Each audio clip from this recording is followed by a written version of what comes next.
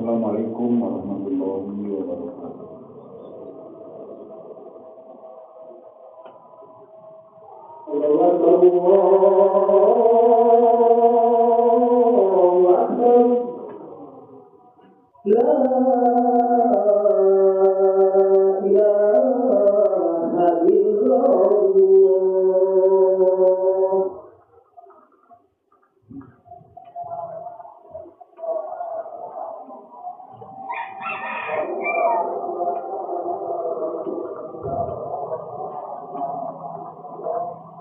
Alhamdulillah, nahmaduhu wa nasta'inuhu wa nastaghfiruh wa na'udzu billahi min shururi anfusina wa min sayyiati a'malina. May yahdihillahu fala mudilla lahu wa may yudlil fala hadiya lahu. Asyhadu an la ilaha illallah wahdahu la syarika lahu wa asyhadu anna Muhammadan abduhu wa rasuluh. Amma ba'du. Ya ibadallah, uti nafsi wa iyyakum bittaqwallah. Faqad fazal muttaqin. Qala Allah Ta'ala fi kitabil karim. A'udzu billahi minasyaitonir rajim. Ya ayyuhalladzina amanu taqullaha haqqa tuqatih wa la tamutunna illa wa antum muslimun. Puji serta rasa syukur terhaturkan kepada Allah Subhanahu wa Ta'ala. Karena alhamdulillah pada kesempatan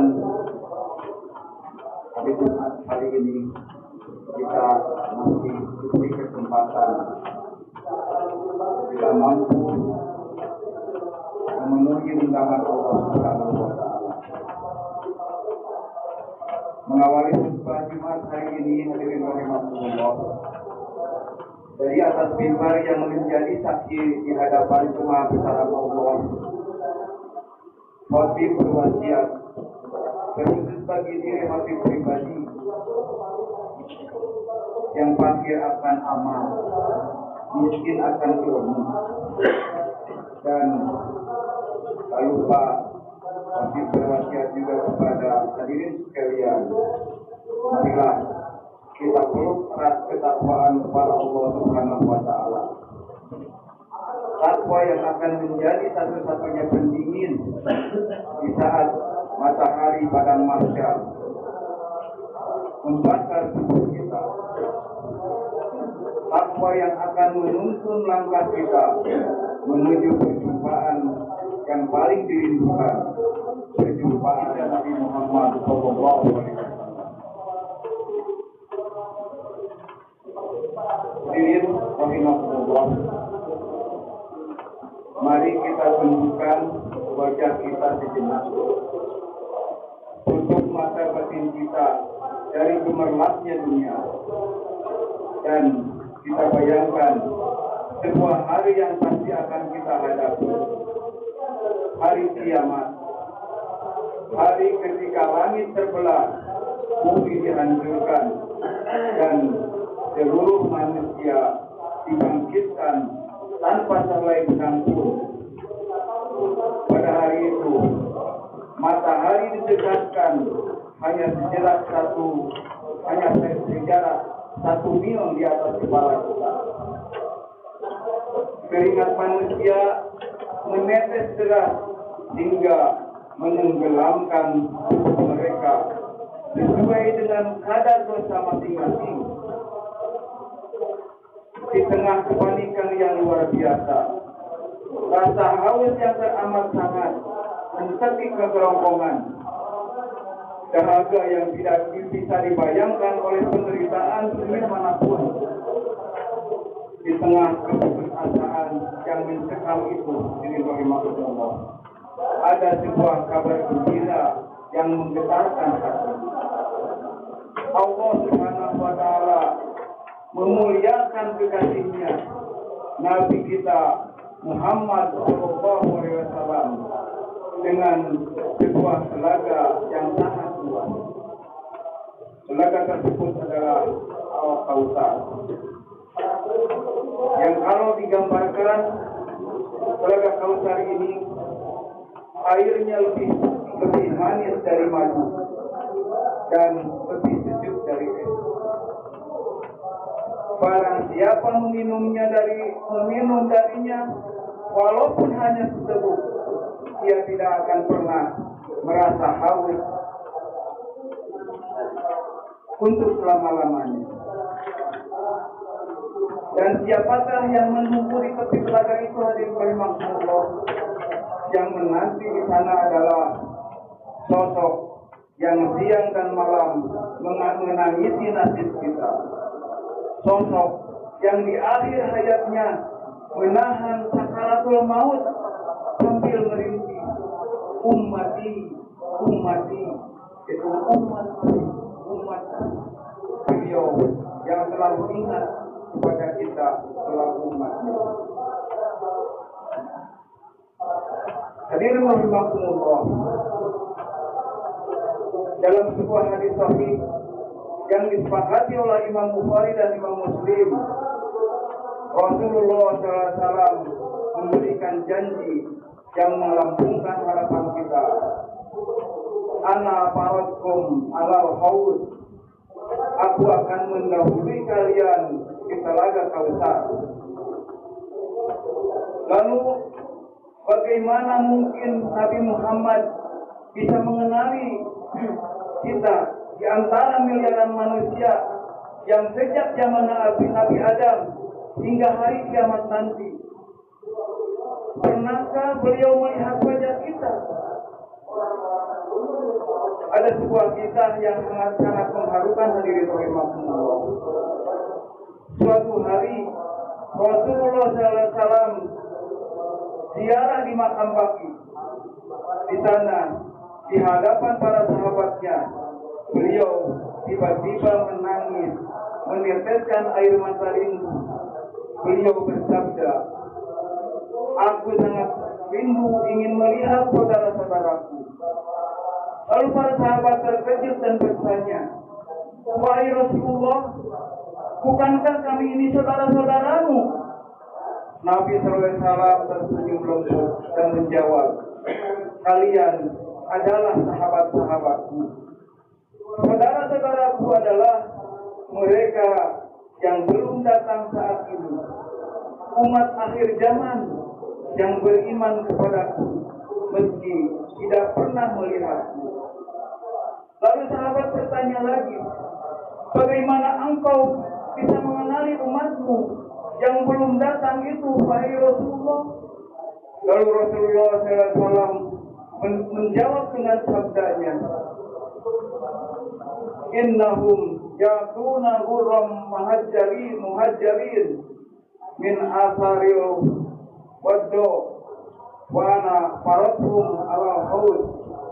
Itu sabda Rasulullah yang artinya sesungguhnya mereka kelak akan datang dalam keadaan wajah, tangan, dan kaki mereka bercahaya putih bersinar dari sisa-sisa air wudhu mereka, dan aku akan mendahului mereka di telaga.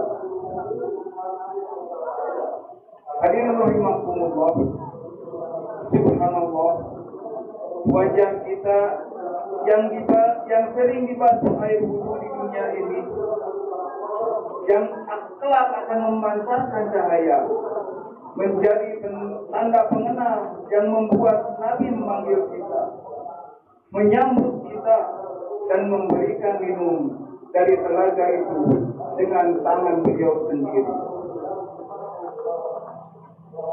Hadirin sidang Jumat rahimakumullah, di tengah rasa haru dan rindu itu ada kengerian yang teramat sangat. Ada tragedi yang akan membuat kita menangis darah jika kita merenungkannya. Ternyata tidak semua orang yang memiliki cahaya wudhu itu diizinkan mendekat saat mereka sedang tersenyum menatap wajah Nabi Muhammad SAW. Saat mereka hampir mereluk air telaga itu, tiba-tiba para malaikat datang menghadap, menyeret mengusir mereka dengan kasar. Kita bayangkan hadirin rahimakumullah, mereka diusir tepat di hadapan mata Rasulullah yang begitu penyayang, terkejut melihat umatnya terseret menjauh. Beliau pun berteriak memanggil Allah.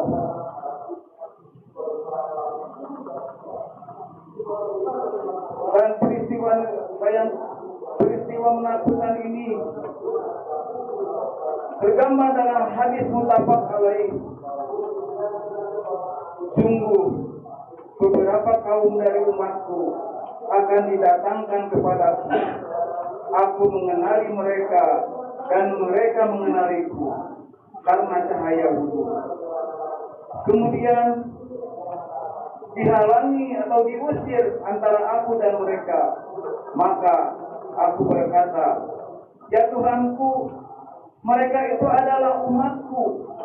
Lalu malaikat menjawab, engkau tidak tahu apa yang mereka ada-adakan atau perbuatan maksiat setelah wafatmu. Maka Rasulullah SAW pun berkata, menjauhlah, binasalah bagi orang yang merubah-rubah agamaku setelah. Naudzubillah min dzalik, hadirin rahimakumullah.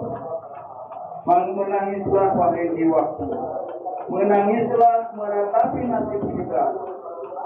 Siapakah mereka yang diusir itu? Mungkin mereka adalah kita.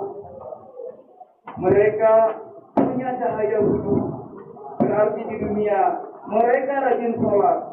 Namun mengapa malaikat mengusirnya? Mengapa Nabi Muhammad pada akhirnya murka dan mengutuk mereka?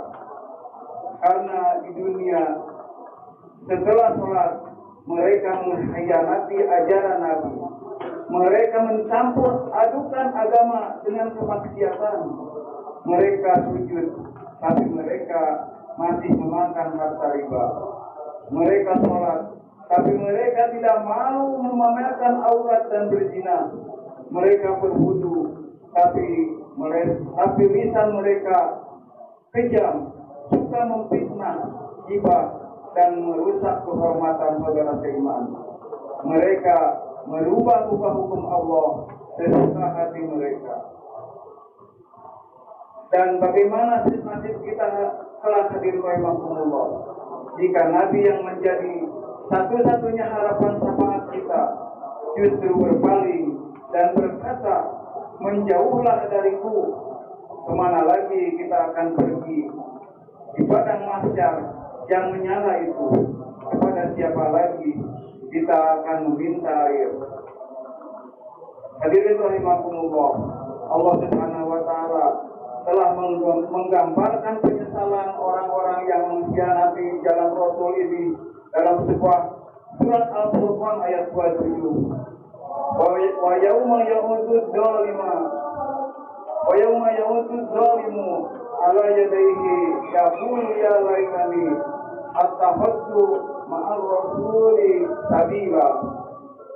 Dan ingatlah hari ketika itu orang yang zalim menggigit dua telinganya atau menggigit dua tangannya seraya berkata, aduhai, kiranya dulu aku mengambil jalan bersama-sama Rasul.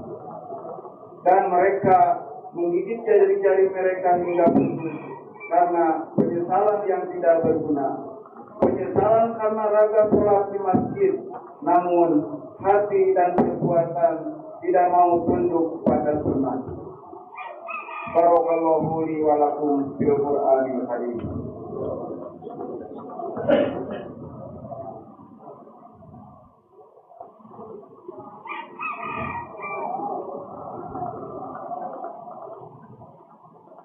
Alhamdulillahilladzi arsala rasulahu bil huda wa dinil haqq liyudhhirahu 'ala dini kullihi wa kafa billahi shahida. Asyhadu an la ilaha illallah wahdahu la syarika lah wa asyhadu anna Muhammadan abduhu wa rasuluh. Hadirin diwajib iman rahimakumullah. Mumpung nafas kita masih berhembus tersebut. Mumpung pintu taubat belum ditutup, mari kita berhijrah siang ini. Hancurkanlah kesombongan dan kemunafikan di dalam dada kita. Jangan jadi umat yang di depan manusia tampak soleh, tapi di kesunyian berani bermaksiat menentang Allah. Mari kita beristiqomah, menjaga wudhu kita, tapi menjaga pula lisan kita, menjaga salat kita, tapi dijaga pula perut kita dari harta yang haram. Berjanjilah di dalam hati kita masing-masing, ya Allah, aku ingin berkumpul bersama Nabiku. Jangan biarkan malaikatmu menyeretku dan mengusirku dari telaganya. Semoga Allah Subhanahu wa Ta'ala hadirin rahimakumullah mengampuni kelalaian kita, memaafkan dosa-dosa kita yang telah membunuh, menetapkan hati kita untuk istiqomah memegang teguh syariat dan sunnah Nabi, dan telah memasukkan kita ke dalam barisan umat yang mendapatkan syafaat serta menikmati sejuknya air telaga Al-Kautsar. Amin ya rabbal alamin. Inna Allaha wa malaikatahu yusholluna 'alan nabi.